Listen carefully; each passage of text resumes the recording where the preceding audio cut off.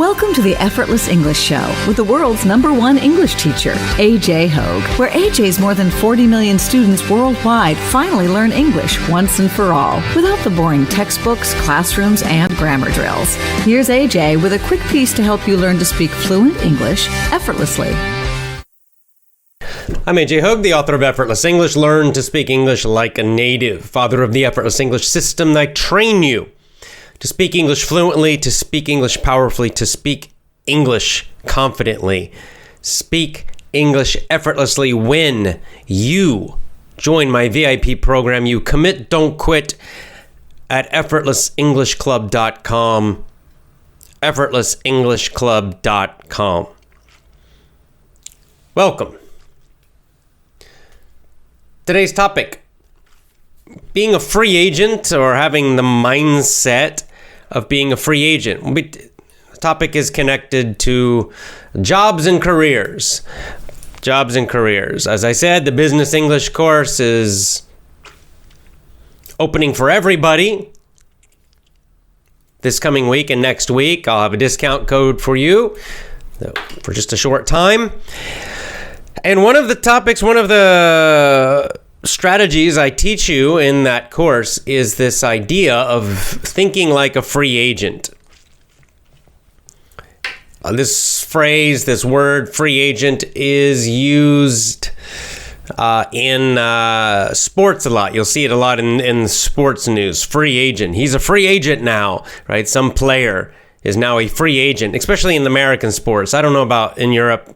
May have a somewhat different system, but in the United States, you'll see this all the time in basketball, baseball, and football, where a player will become a free agent. And we'll talk about what that means and how you can think like a free agent in your own career as you go through different jobs in your life, because the world is much, much different than it used to be. The idea of working for one company for a long time, forget it. It's not going to happen. So how do you take advantage of that? Because, on one hand, for some people, I'd say it's maybe bad news that jobs are not secure anymore. You could lose your job anytime, etc. But on the other hand, there are some advantages to it also, some good points some opportunities that you can use, in order to get better jobs that you like better, and make more money, of course. Both. We want both. Live on YouTube as usual. It's giving a few more minutes for people to join us live,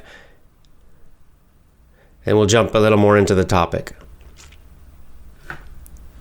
All right, let me just show you. I'll just do a search right now. Free agent. Just going to do a search online.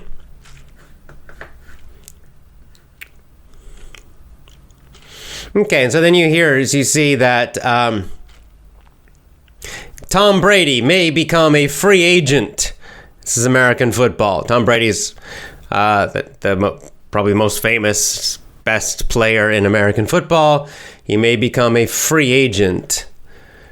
And then we have another guy from the Broncos, the team in Denver, American football again. Another guy may become a free agent. All right, Tom Brady to become a free agent. What will the Patriots do, his team? Okay, and then it says free agent. Here we got on, just the definition. What is a free agent?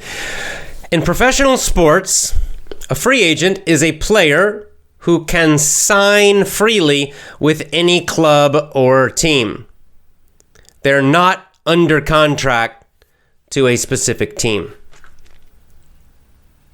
So basically, they're free. They're free to work for any team. They're free to join any team, right? So in most sports, they have contracts, right? They may for a certain number of years. So a player will sign with a team, so if we're talking about soccer in the Premier League, a player will sign with Manchester United, okay? And then they have to play for Manchester United for a certain amount of time. Maybe let's say it's 5 years. They signed a contract, 5 years. So because of the contract, they are not free, right? They're not free. They cannot go play for Chelsea if they want to. They cannot go play for anyone else because they have a contract with Manchester United. So it's hard for them to leave. Now, of course, sometimes they will, if they're really unhappy, they can cause problems and they can kind of demand that they go and etc. But they cannot freely go. The team must agree, right? So if we're using this example, Manchester United must agree to send them, to trade them, to sell them to a different team. They cannot freely leave. So that's not a free agent. Not a free agent. That's a player who is, we say, under contract. Under contract.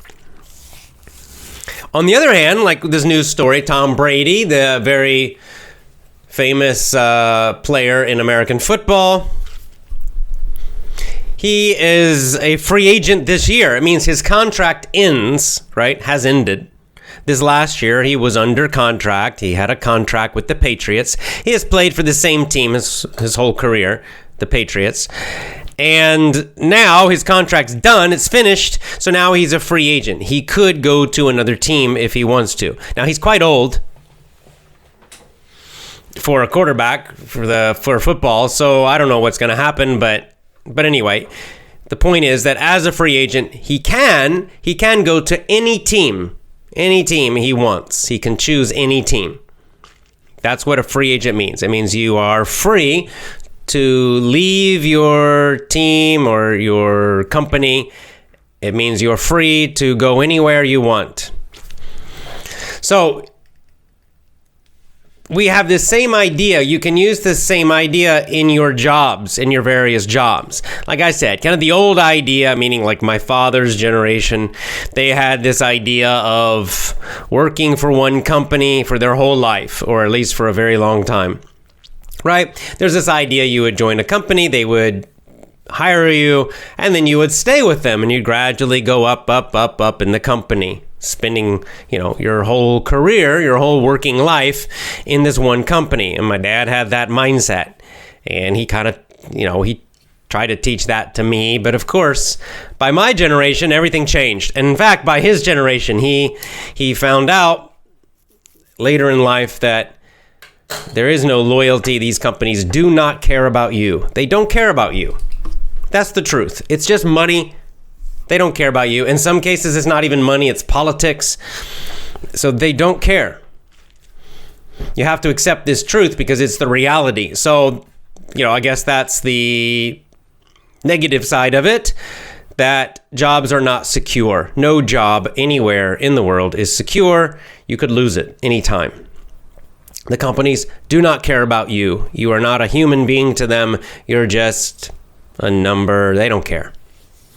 All right, so what can we do about that? Well, we have to, it's the same in sports now. I think most of us realize, right, in professional sports, that the teams don't really care about the players. They don't care. They're just like assets, right? Financial assets. And the players now understand this. So the players have a similar mindset. They don't care about the teams. They're not loyal to the teams. They just show me the money.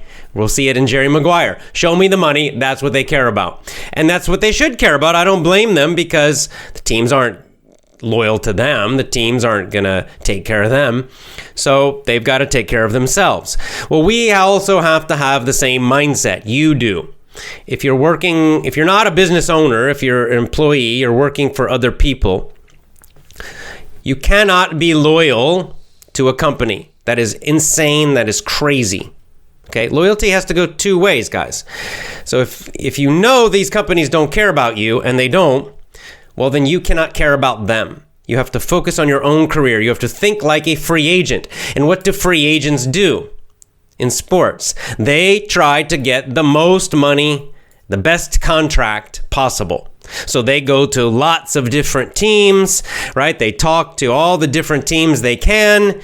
They will talk to one team, try to get more money. Then they go to a different team. They say, They offered me a lot of money. Will you give me more? And they're constantly going around, right? And they're trying to push up the price of their salary, push up how much money they will get, right? It's got this kind of negotiation tactic. If they're good, if the player's very good and not too old, then in this way, they can get a very large contract, right? Because they create a competition. They have several teams trying to get them. So the teams have to pay more money, give better contracts, better benefits, everything. Well, this is the mindset you need to have in your own working career. This is why when you are at a job, you should always be job searching. Right, I'll teach this in my business course, Business English Conversations. I talk about this quite a lot, and I give you some very specific strategies for this. But in general, you must always be job searching. If you have a job right now and you like your job, great. Do not rest. Do not just do nothing. You need to be job searching. Even when you are in a job you like, you should still send resumes to other companies.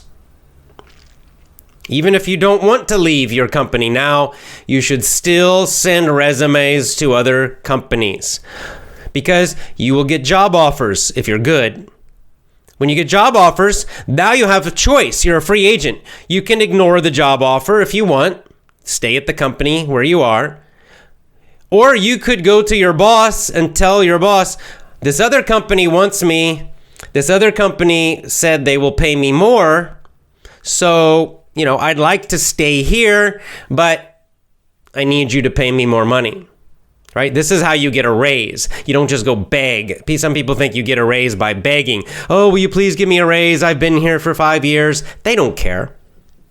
But if you have a job offer from a different company, you have other choices. They know you can get more money if you want. You can leave tomorrow. Now you're putting pressure on where you're working now. Right now you're putting pressure on your employer because you can leave now. You can leave and get more money. So now they have a choice. If they want to keep you, they've got to pay more money. This is how you raise your salary during your career. Not by begging, oh, please give me more money. By creating this kind of pressure, by being a free agent and being very good at your job, of course, and also being very good at job searching, and always be job searching, always job searching, always searching for jobs, always sending out resumes, always making contacts at other companies. You're always a free agent. You're always negotiating. And this gives you a strong position in your career over several years. Because you always have a choice. Then you're never stressed also. If your company's cutting jobs, just jump to another company very quickly. You already have connections. You already have job offers, hopefully. I did this at the end of my career. It took me a while to figure this out when I was working for other people. As a social worker, I started to do this at the end of my social work career. And it was great. I made more money, got easier jobs, making more money, and I had no stress. It was really nice. Yes, I was working in a hospital, for example, and I was being paid decently, I guess, but it was a high-stress job. I was working in the emergency room, but I continued to job search. So I had this other organization that I was talking to the boss there. And they didn't have a job immediately, but I continued to send letters. I continued to talk to them. And so when they got a job opening, when they needed somebody, they immediately called me. I didn't have to compete against a lot of other people. I had already been talking to them for a while. So as soon as they had an opening, they offered me a job. I left the hospital. I got an easier job, much easier schedule, and made more money too. Okay, and so this is just an example, right, of what you can do. Right, and I did the same in my teaching career. So when I was working for other people. So if you're going to work for other people, you've got to do this, because otherwise working for other people sucks, right? If you don't do this, then you're like a slave. You're just a wage slave. You're a slave for a paycheck. If this is what most people do. They get a job somewhere and they hate job searching. They're stressed about job searching. So they just try to keep that one job. Maybe eventually they feel, oh, I should get more money, but they don't ask for more money, or they ask and the boss says no, or they only get a tiny amount. And they're in a weak position. They're in a weak position because they have no other job offers. They're not talking to other companies. They're not thinking like a free agent. So they're in a weak position. And so it's easy for the company to treat them badly, right? It's easy for the boss to be rude to them. It's easy for them to be pushed around a lot. They're in a weak position. But when you think like a free agent, you're constantly job searching, always job searching, always interviewing, always talking to other companies, always having job offers coming. Then you're in a strong position. So at your job, if your boss is an asshole, if your boss is not nice, goodbye, you leave. Just tell them that day. If your boss is really mean to you or bad to you, that same day you can say, I quit, bye. You don't have to take it. You don't have to accept that bad behavior from a boss. You can just walk out anytime you want. And they feel it. They will feel it. They feel that you don't care. They feel that you're not afraid of them. And you will get better treatment because of this. They will respect you more. So there are a lot of benefits to doing this, even if you don't leave. Even if you stay with one company, it's still very helpful to do this because you'll be treated better and you'll make more money.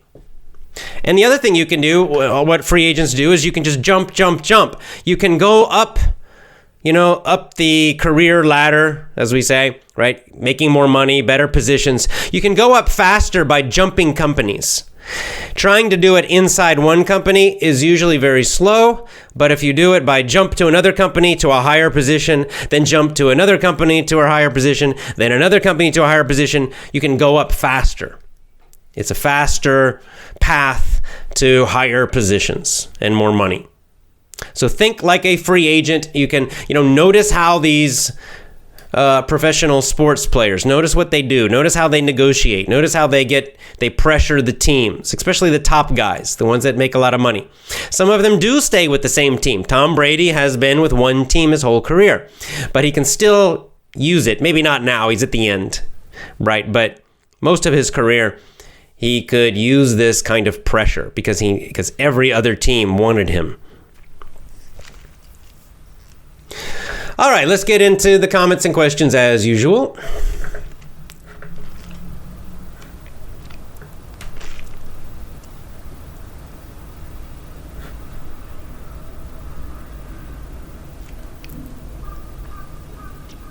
This is nice. Eleanor says, you're so smart. I recommended your podcast to my nephew. He believed your mindset more than his professor. Well, good. Professors, they don't have good life advice, professors, because most of them have not done anything in the real world. Meaning outside of this university environment. They've never had a business. They've never had other jobs. They really have no idea what's going on. So don't take advice from them.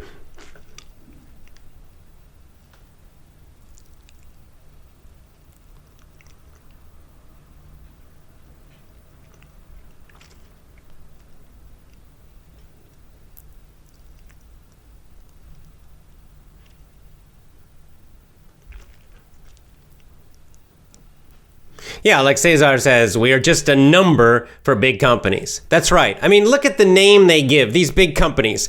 It's so sickening, like all these big companies. What do they call the department that hires people? What do they call it? They call it human resources.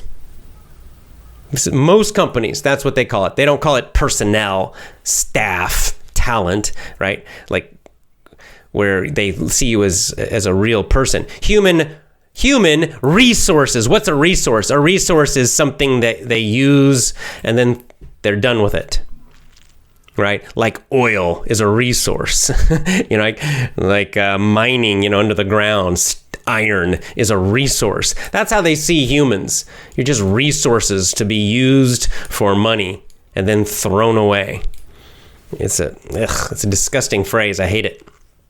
And a disgusting department, usually, in most companies. So that's how they view you. You're just a resource to them. You're just something to use and throw away for money. That's all. That's how they see you. So you don't need to be angry about it, but accept it and have the same attitude about them. You're just using them for money, guys. That's all you're doing. So get the most you can and get the best benefits and the best schedule and the best situation you can for yourself, right? You've got to be tough about it. No emotion in this. You got, kind of like The Godfather, right? It's just business.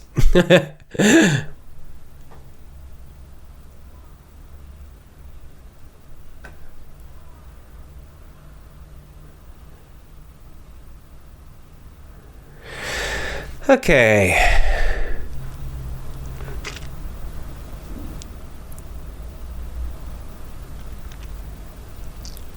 Cesar says, have you ever been fired? Not technically, no. I was very close to being fired, but I quit first. But I would have been fired, probably.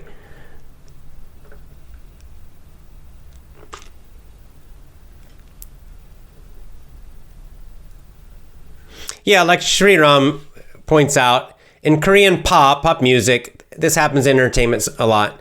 They have what's called a slave contract. The company decides how many years the singer or actress has to serve them. It's led to many lawsuits. Well, exactly. And because, that in that area, entertainment, see, the companies have so much power. You have these mostly young people. They all have these dreams of being famous, right?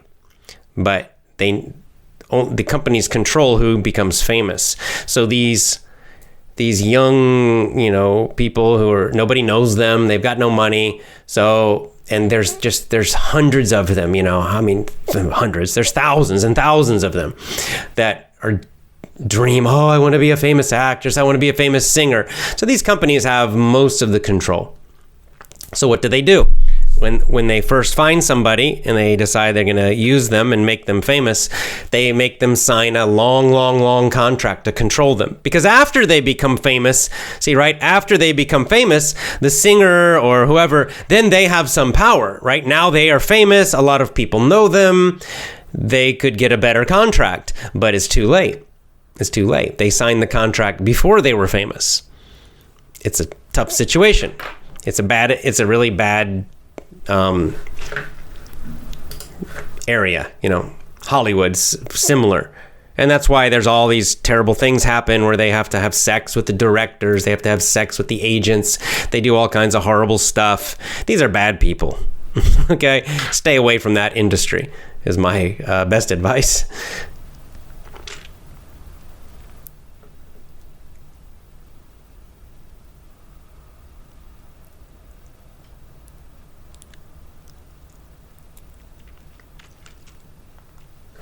Sarah Ahmed says, I want to start my own business, but I don't have money. So start a business that does not require money.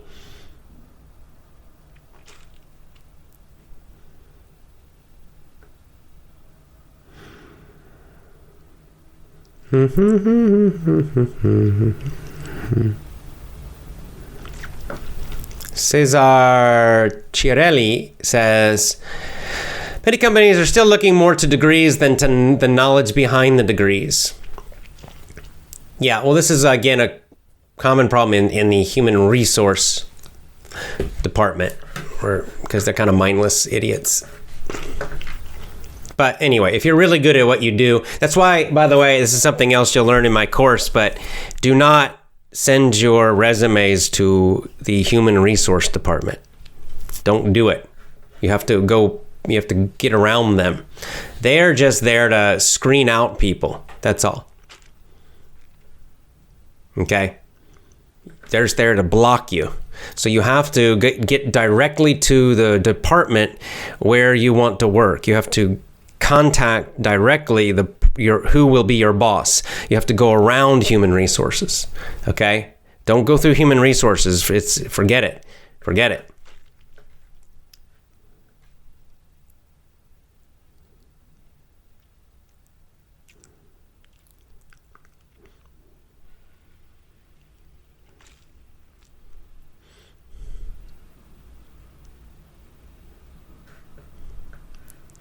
Sam. Oh, there's Sam. Hey, Sam. Let's see. He says, I got a job 5 years ago. My life changed and began to have meaning. Really, the job is so important to your financial and psychological life. Exactly. How many hours? If you're working full time, it's 40 hours a week.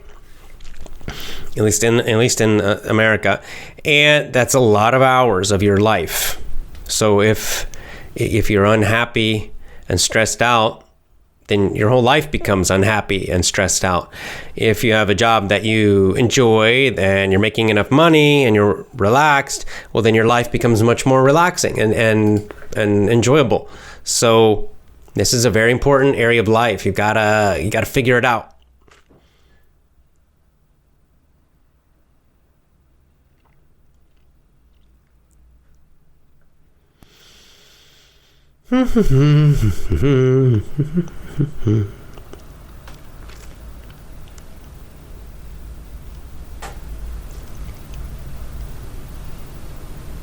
Okay, Shriram says, I have a professor that I see as a life mentor. Some of them are okay.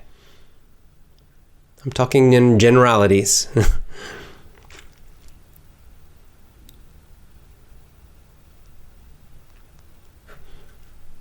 Shrawan says, in my point of view, companies have hidden policies. If they want to fire you, they do it immediately. If they want to fire you, they're going to fire you. If you want to leave, they talk about policies and terms. Well, who cares what they say? This is why, you got to be your own boss. Just leave. And there's this whole thing like you have to give 2 weeks notice. No, you don't. You don't have to give you don't have to tell them 2 weeks before. My policy was if the company was treated me well, if I felt like they were respectful to me, then I would be respectful to them. And when I left, I would tell them maybe 2 weeks before. Or if I really felt they were, good and respectful, I would give them a month notice and say, so they had plenty of time to find someone new. But if they were assholes, if they treated me badly, I left. I would just call them and say, I'm done, and not go back. No notice, 0. Mail my last check to me. I just walked out. A couple of times I walked out and I didn't even say anything. I just didn't show up because they were so rude, so bad. It was so terrible that why should I be respectful to them?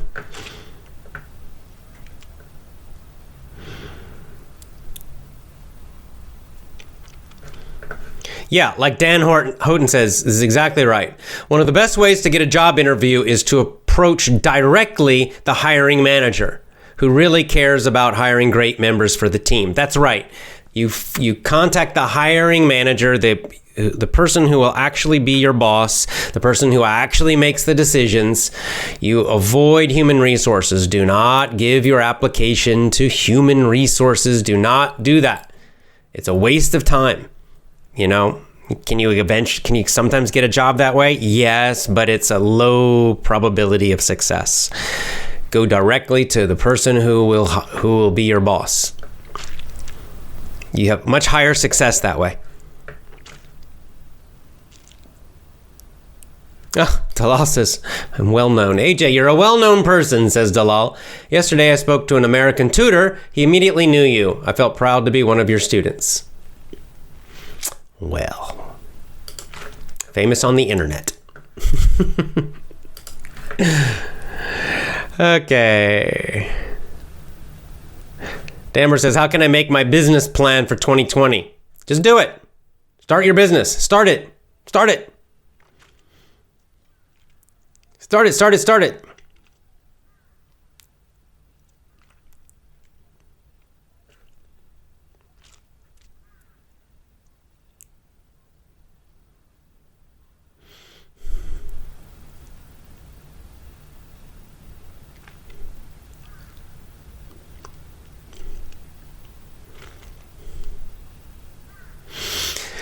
Okay.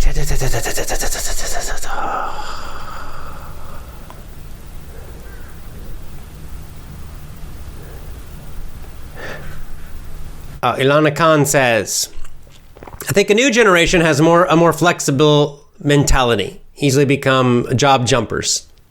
Yeah, probably starting with my generation, I would think. I see at my work, they're always looking for easy jobs, better positions, and they leave without regrets. Yeah, I mean, the generations younger than mine, this is all they know. So I think this is not news to anyone who's younger. They know this, right? But it's just matter. You just have to develop good strategies then. Good for them. I don't blame them. They're doing the right thing. Why should they care?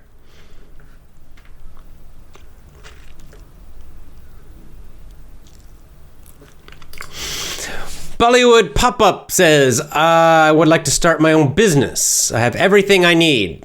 I have the basic money and the knowledge. Should I start with a partner or alone? Alone. Don't do a partner.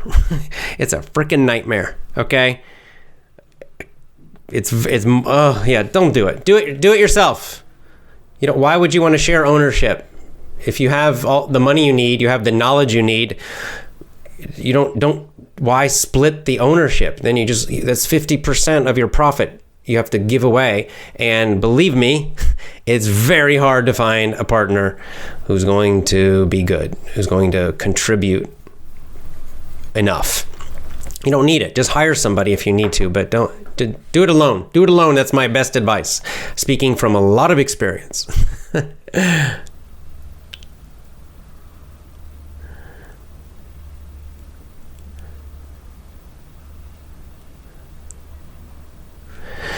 Okay, this sounds like me. Obra says, when I work for someone, I soon get bored. Then I leave, or if someone at work is yelling at me and doesn't respect me, then I leave. My relatives don't understand me. They think I must work. Well, you got to make money, but you don't have to stay at the same place. Obra was exactly the same. I would get bored. Sometimes I left if the job was bad, probably most of the time. And then sometimes I had good jobs, but I got bored after 2 years. It was about my limit. I had a few good, whatever good means, but I had a few jobs that were okay. Like the bosses were nice, the coworkers were nice, the job was fairly pleasant.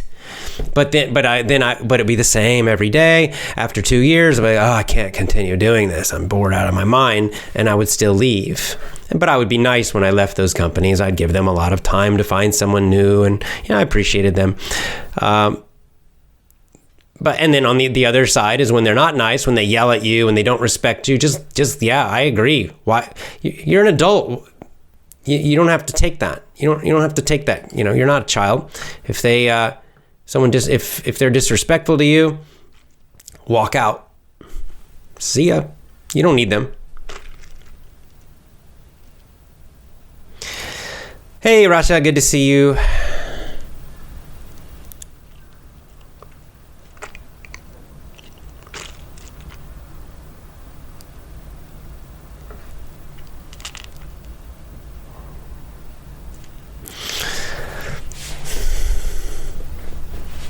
Oprah says that my relatives, they think I must work in one place all my life. Are they like 90 years old? In what world are they living? Who does that? Those days are gone. Not gonna happen. Maybe I don't know. Maybe it happens in Japan still. That might still be possible in Japan. It's even less in Japan, but I would say it's still possible in Japan. Most places it's not even possible. Mamo says, if I need to study and upgrade my education and I have a job, what can I do? Well, learn independently on your own. That's what you need to do. So you're going to have to find, during your free time, learn whatever it is you want to learn.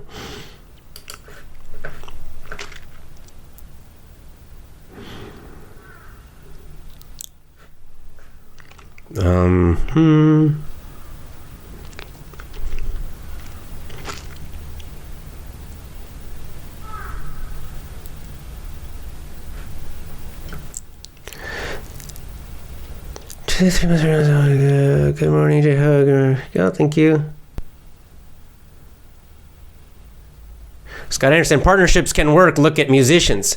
Yeah, look at musicians though. Look at the Beatles. What a bad deal Paul and John got. They had to split evenly the money. They did 90% of the great work. George a little bit. Ringo got an equal share as Paul McCartney. Ringo got an equal share as John Lennon. Did he really deserve that? I don't think so. I mean, yes. The point is, partnerships can work. Of course, you can see some examples, but in my mind, they're a hassle. Especially if you got everything you need, you got the money, you got the knowledge. Don't just go do it yourself. That's my best advice. Otherwise, it can be a nightmare, guys. It can be a nightmare. Maybe do a partnership after you have one successful business. You want to do another one. But anyway, my best advice is don't do it. You're splitting off. You're automatically eliminating. You're cutting your profit in half. Your potential profit in half when you do that. You have to really trust somebody to do that. You got to really trust that they are going to contribute enough to double the profit. Essentially, most of them won't. Most cases, you are going to work your butt off, and they're not going to do so much, and yet they're still going to get 50%. It's not. It doesn't work out well.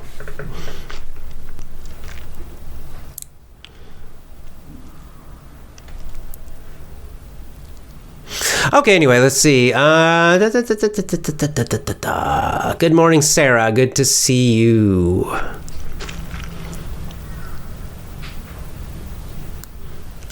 Oh, Cesar Orozco, congratulations, as I've been offered a promotion, but I would have to commute 4 hours a day. Ugh.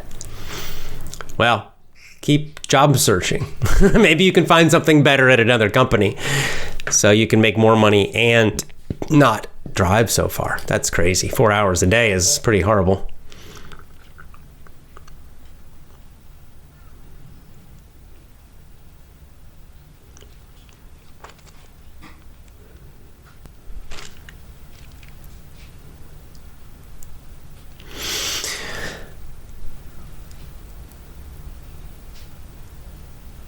Okay.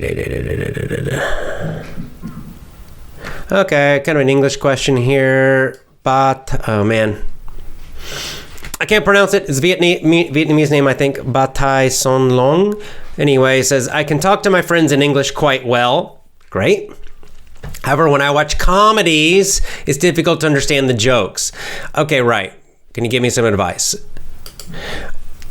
The problem, the challenge, the difficulty with comedies is that you might understand the words, but you don't understand the culture. You don't understand why it's funny, right? That it's very cultural.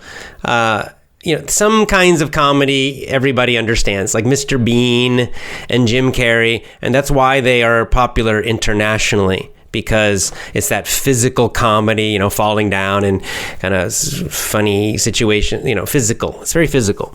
But other kinds are very, very cultural.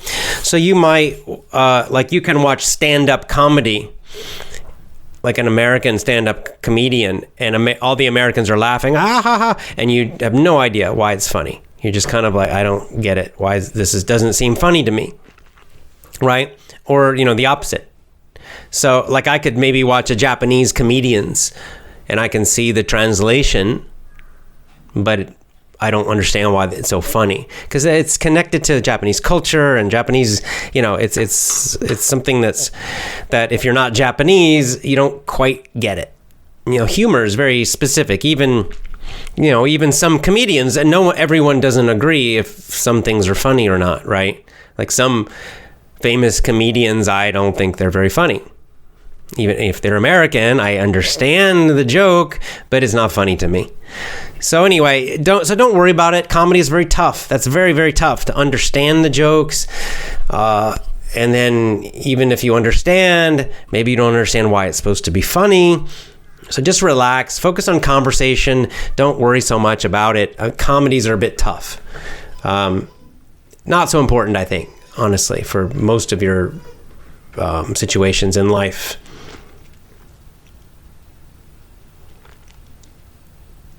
Let's see. How do I get rid of Bollywood pop-up again? How do I get rid of the fear to start my own business? You just do it. You're going to be afraid. Just do it anyway. Well, there's that book name, Feel the Fear and Do It Anyway. That's what you do. So what? You're afraid. Do it anyway. Just start. About 90% of the fear disappears after you start. And the rest of it disappears about a month later, okay? As soon as you make your first dollar, it's all gone. You're no more fear. Now you're busy doing the business. The reason you're afraid is because you're just thinking and worrying about a bunch of crazy stuff that's not even probably going to happen. So when you start, you get busy. Now you're busy actually doing the business, and there's nothing to fear anymore. You're in the middle of it. So just start it. Just do it. What can happen? It fails. It's the worst thing that happens. You start a business and it fails. Okay? It's not the end of the world. You can try again later.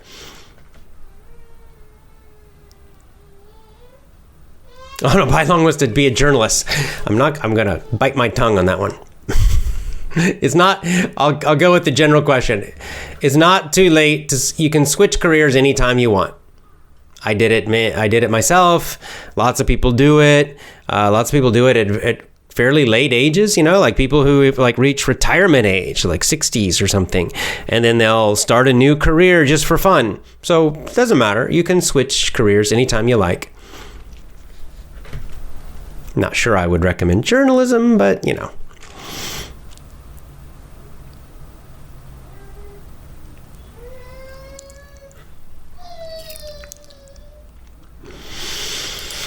RF says, I work at a delivery station. I have a problem. All the employees speak very fast. They become so irate, so angry, and demoralizing because I can't understand them. What should I do? Maybe I'll lose my job. Well, maybe you need to be in a different position. You're not quite ready for that. It's nothing wrong with you. It's just that's hard, right? If your English level is not quite good enough yet to deal with people who are speaking really, really fast and they're angry and they're upset. That's hard, man. That's really tough.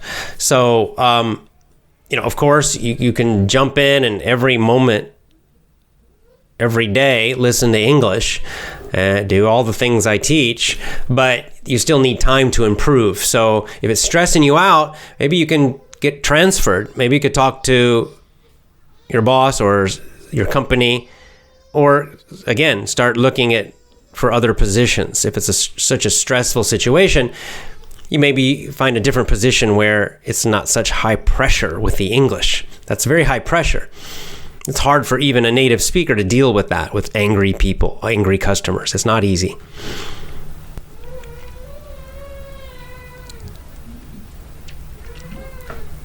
Okay, DeLong, good to see you again. Kayo says, teacher, what's your thoughts about becoming a free agent just to get ready for another job? As a free agent, you'll get experience. They will ask before you hire. Yes, you can do that. You can do anything you want. So you can be a free agent and take a position, take a job just to gain experience. Absolutely, you can do that. It's your own motivation.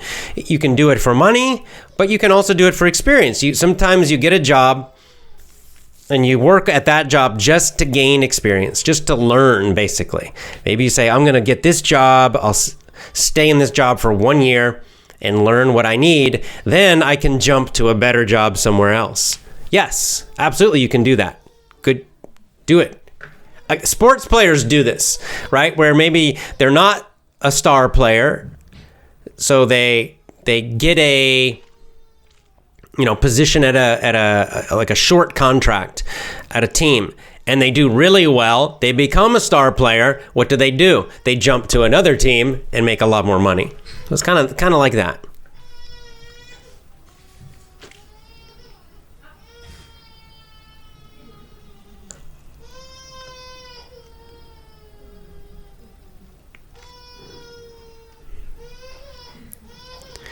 Oh, here's some babies. Tim says, will the next challenge include only shadowing? No, shadowing and also conversation, talking to other people. Yeah, so there'll be 2 parts also for for the next challenge. We'll start in February next month. There'll be a shadowing part. You'll count your hours doing shadowing because you can do that alone. But we'll also do a part where we count the hours of conversation, of actually talking to somebody. So you can do both. You can focus on one. It's up to you.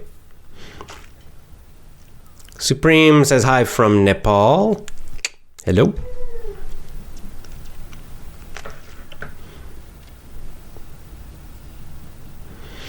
Vishal asking about shadowing. Can shadowing help me improve fluency? Yes, I believe so. That's kind of the main thing it does. It helps with listening and it helps with fluency. Meaning the speaking speed, right? How easily the words come out.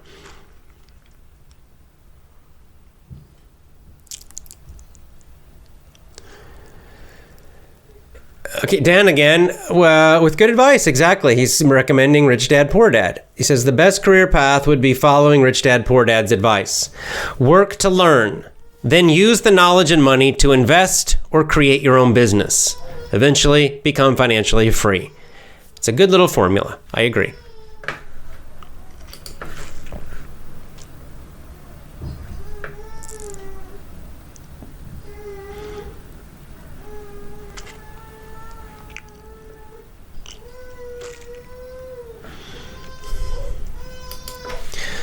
Tunke says, I have a small business.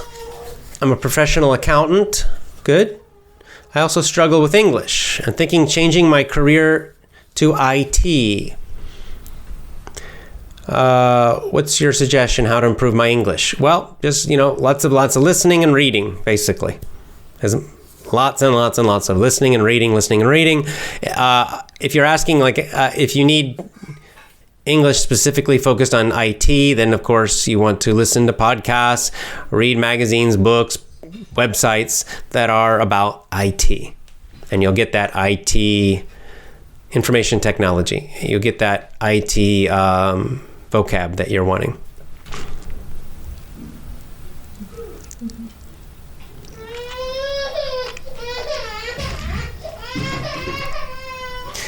Shaban asking about pronunciation. I came to the U.S. How can I improve my English with different accents?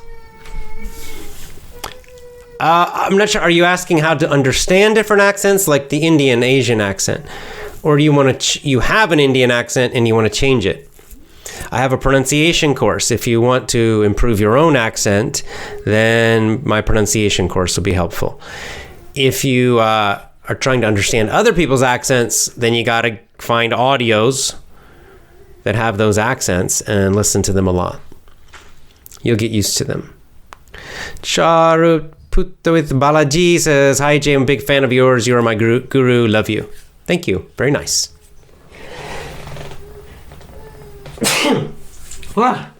Sneeze. Excuse me. Okay. Baby's crying in the other room. My Mustafa says, I want to work as a salesperson, then shift to advertising. Any advice? Just get a position, and you're gonna need sales is a great thing to learn. Great, and it's tough. But if you're good at selling, you always have a job. You can always get a job somewhere because it's so important and it's so difficult that good salesmen, good salespeople, they can always find jobs somewhere. It's just a great skill to have. It's great to get a job, a sales job, just to learn the skill of selling, just because that skill of selling, the skill of persuading is so useful in so many areas of life. Even like you said, you want to switch to marketing, but to advertising. But if you learn sales first, you'll be better at advertising. Yes, indeed. That's great. So just get it. It's the good news is that sales jobs are usually easier to get, I find, because a lot of them pay by commission. It means pay by performance. So you can find a good amount of entry-level sales jobs, sales positions. And you can still make a lot of money if you're good because you're getting a percent of your sales. Now, the hard part is that it's hard to be good. It's tough. It's a stressful, difficult job, and you get paid on performance. If your performance is not good, your pay is not good.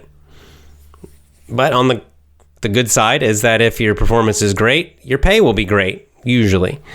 And you can easily jump to other companies if you're a good salesperson. So I think it's a great thing to do, is just to just work in sales, even if you're never going to be a salesman again. It's a good skill to learn. I did it in a nonprofit. So sales, meaning I was out trying to get donations. It was hard, man. I was knocking on doors, but I learned a lot from that. I really learned a lot. I was not very good at it, really, but I learned a lot. Okay, guys, if you spam my comments, guys, if you keep putting the same comment, cutting and pasting, eventually you're going to get banned. So please don't do that. Just put it once or twice, and then that's all. I can't always read every comment, and I usually focus on ones that are connected to our topic.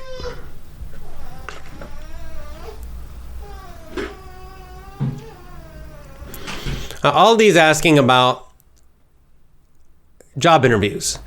How to make an examinee, an interviewer, believe in my skill and talent. Well, indeed. Again, my business course, I have a whole lesson about exactly this. But I'll give you my short answer. I have a few videos about this on YouTube. But the short answer is, number one, you have to give examples from your past working life. You have to show them, not just say, I'm good. You have to prove that you're good. You have to show evidence of your skill. You have to show evidence of your talent.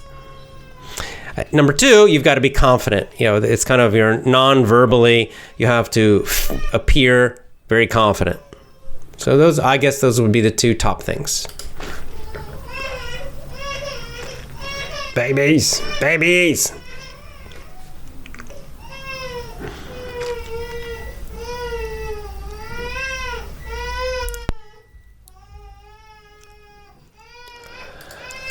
Armin says, is it okay to say to an interviewer, I'm going to leave my current job if you hire me?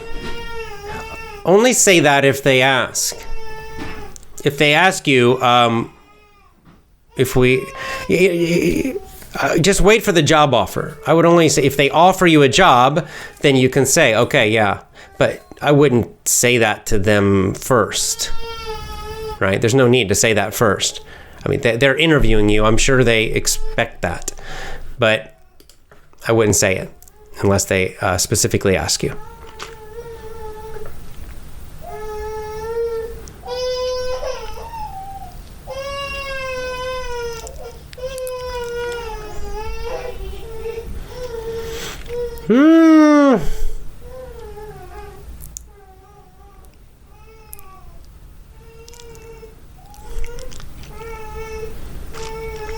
Yeah, like Scott says, it's cold calling is what it's called. Selling, when you just try to sell to somebody and they've never met you. They didn't ask about you. You just knock on the door, or you call them or something and just try to sell immediately. That is a hard job, guys. But it's good training. It'll make you strong.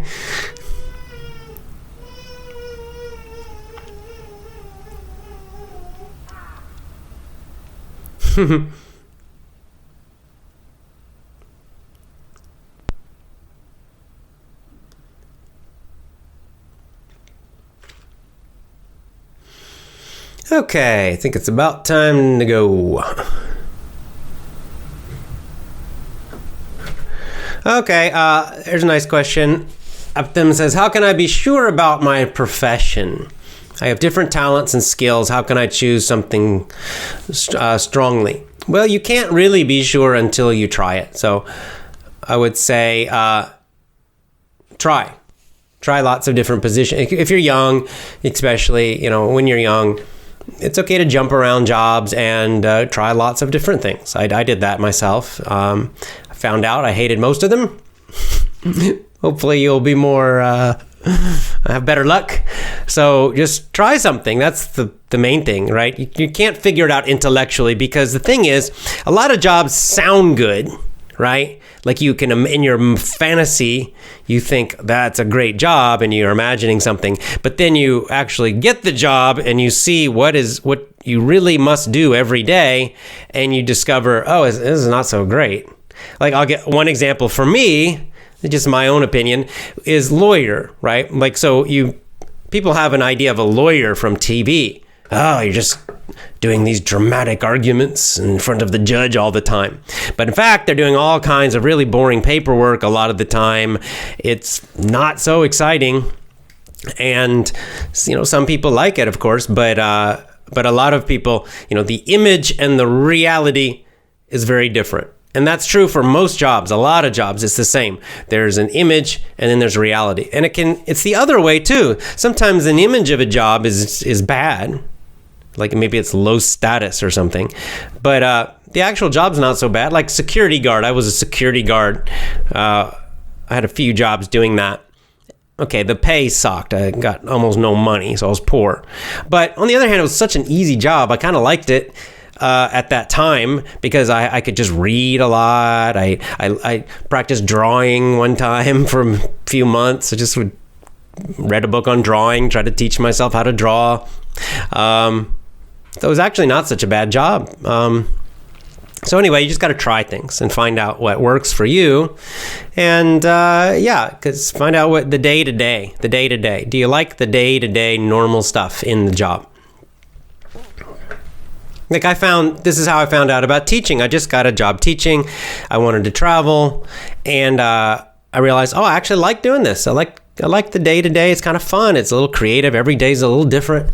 I have to create lessons, and I'm interacting with people. It's kind of a performance. I'm up there in the front of the class. I have to try to be energetic, and I liked all of that stuff. So I didn't really think about it before, but after I tried it once, I realized I kind of like it.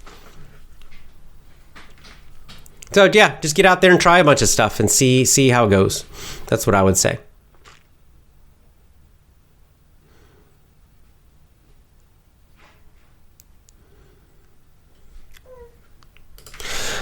Pramod says, how can I describe that I'm not a monotonous person in an interview?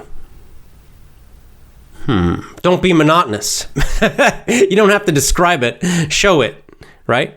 Be energetic. Be enthusiastic during the interview. Show them that you're energetic. Show them that you're enthusiastic. Be alive. Be confident. Be alive. Be energetic during the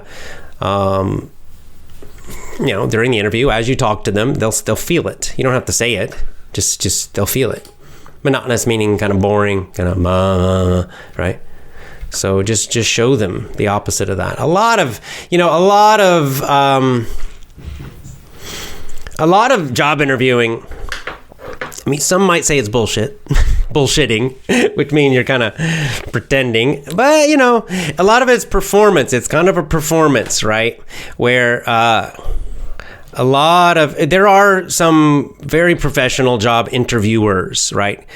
Meaning they are really good at figuring out if you have the necessary skills, if you have the necessary abilities, right? They ask very skillful questions. There are some of those people, but a lot of job interviewers are not. They're not actually very good at job interviewing. So they're kind of asking some standard questions, and they're hiring based on a feeling, right? Do they like you? Do they get a good feeling? Do you seem confident? Do you seem like you are good?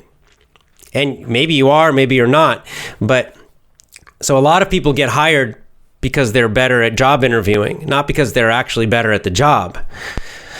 And so a lot of it is just the nonverbal communication in a job interview.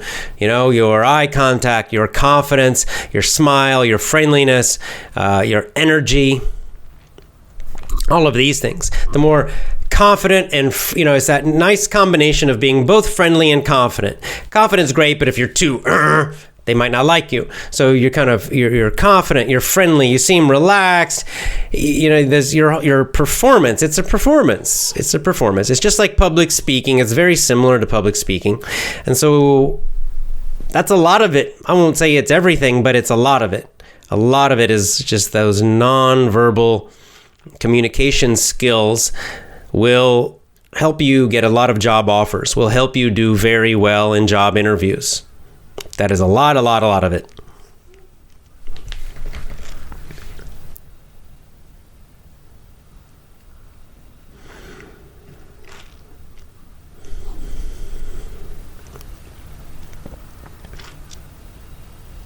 Oh, suddenly we're getting a bunch of comments again on the topic, so I'll do a couple more. Oh, we're about at an hour, so.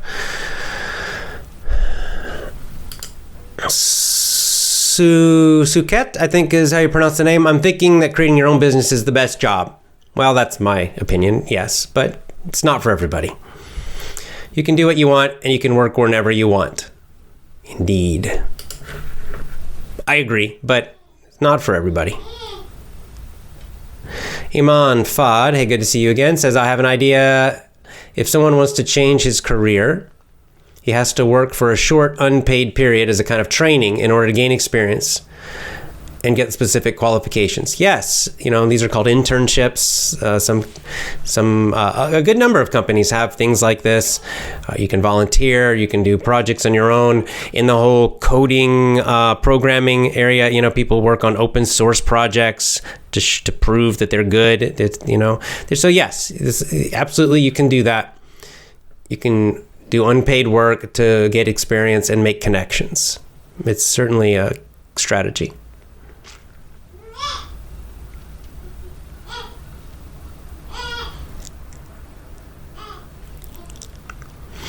Okay then, guys, I'm going to go.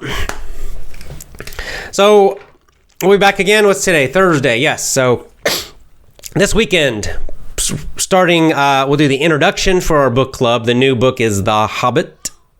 Yay, Bilbo Baggins. So, we'll talk about Bilbo.